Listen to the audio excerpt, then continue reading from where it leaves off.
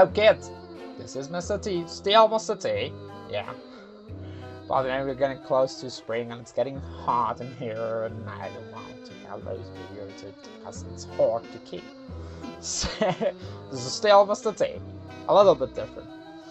So, and today I brought an Irish story. This is a story from Ireland called The Legend of Stingy Jack. As always, we have Nabaat here. Welcome. Thank you. And you still have no words to talk to the people? No. Okay. We're fine. Whatever. Okay. And so, are you ready? Yeah? She is going to be our voice actor, and she's going to be our remedy for everything. So, you want some Nabaat for yourself? Yeah. I feel like it. I feel like it. Okay, so, let's go.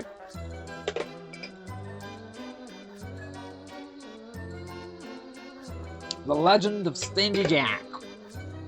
You know, the author is anonymous, as always, because it's a folk tale.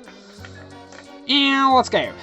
Long ago, in a small Irish village, where the hills rolled like waves and the wind carried the scent of fresh air, there lived a man known as Stingy Jack.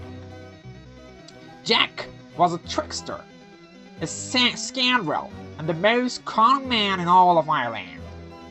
He was called Stingy because he never spent a coin if he could trick someone else into paying for him. Whether it was food, drink, or even shelter, Jack always found a way to cheat and deceive. But Jack wasn't just a liar. He was clever too. He could talk himself out of any trouble, and no one could match his tricks. He tricked farmers out of their crops, blacksmiths out of their tools, and even the town priest out of a blessing once. One cold October night, as Jack sat in the village tavern drinking ale he had convinced someone else to buy for him, a shadow fell across the door. The air grew colder, and the candles flickered as a tall figure entered. He was dressed in a dark cloak. His eyes glowed like embers, and his smile was full of sharp teeth. Jack knew immediately who he was. The devil himself had come for his soul. Jack, The devil said, his voice smooth and deep. your time has come.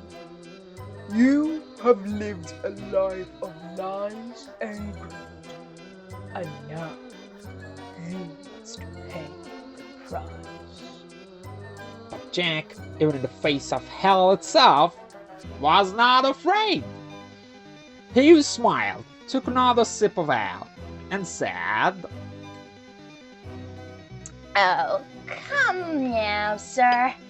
Surely we can enjoy one last drink together before you take me. The devil, amused by Jack's boldness, nodded. Very well. He said, One last drink. but when the bartender brought the ale, Jack patted his empty pockets and sighed. My friend, it seems I have no money, but you, being all powerful, could simply turn yourself into a coin to pay for it. The devil chuckled.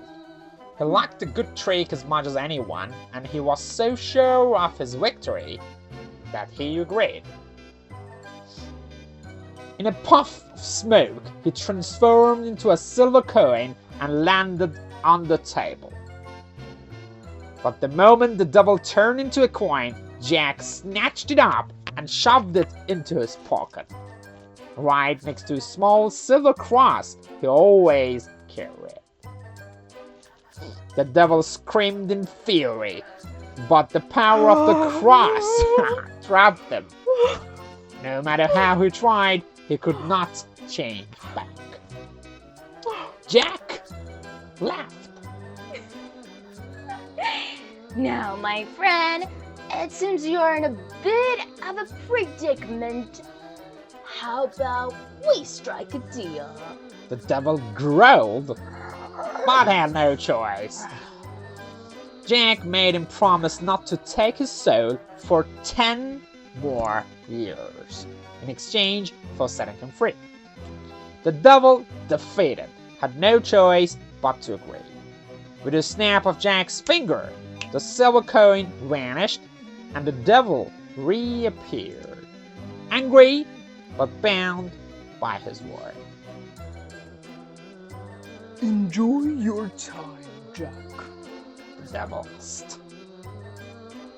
for I will return. And with that, he disappeared into the night. Jack, laughing to himself, finished his drink and walked out into the door, already planning his next scheme. 10 years later. As the years passed, Jack remained as stingy and clever as ever. He tricked bakers out of their bread, farmers out of their apples, and blacksmiths out of their horseshoes. But 10 years go by quickly, and one crisp autumn night, as Jack wandered alone through the countryside, he felt a sudden chill in the air. He turned, and there stood the devil, smiling wide. Jack, The devil said, his voice thick with satisfaction. your time is up. Jack, of course, had no intention of going to hell. He stroked his chin thoughtfully and said, Alright, I understand. But before we go, would you mind granting me one last wish? The devil, curious, tilted his head. And what that might be. Jack pointed to a large apple tree beside the road. I would like to taste one last apple before I go. But alas, I am too weak to climb. Would you be so kind as to fetch one for me? The devil, thinking this a harmless request, leaped into the tree and reached for an apple. But the moment he did, Jack pulled out a knife and carved a cross into a trunk. The devil roared in rage.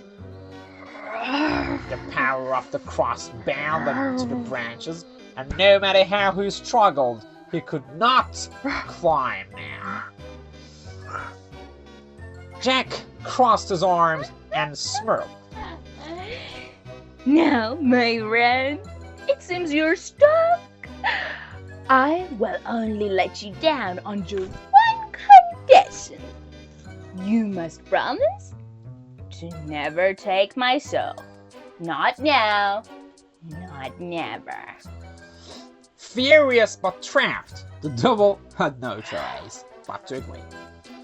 Jack laughed and removed the cross, setting the devil free. With a final glare, the devil vanished, vowing never to return. Jack, once again, had won.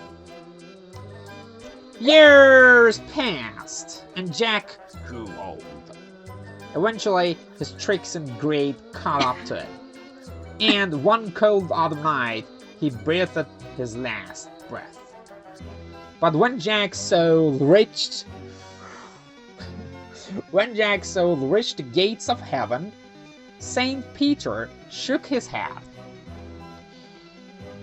Jack, you have been selfish, greedy, and unkind.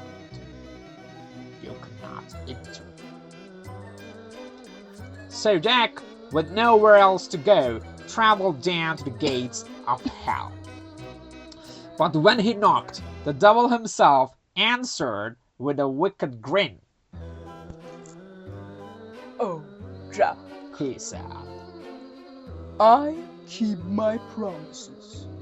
I swore never to take your soul, and I will not break my word. You are not welcome here.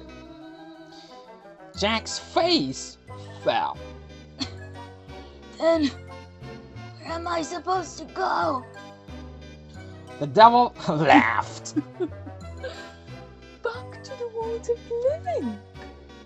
But since it's dark out there, take this light to the way. And with that, the devil tossed Jack a single burning coal from the fires of hell. Jack, having nothing else, hollowed out a turnip, placed the coal inside, and began wandering the earth forever. Since that night, people have seen a strange flickering light moving through the darkness. They say it is Jack's lost soul, doomed to roam the night.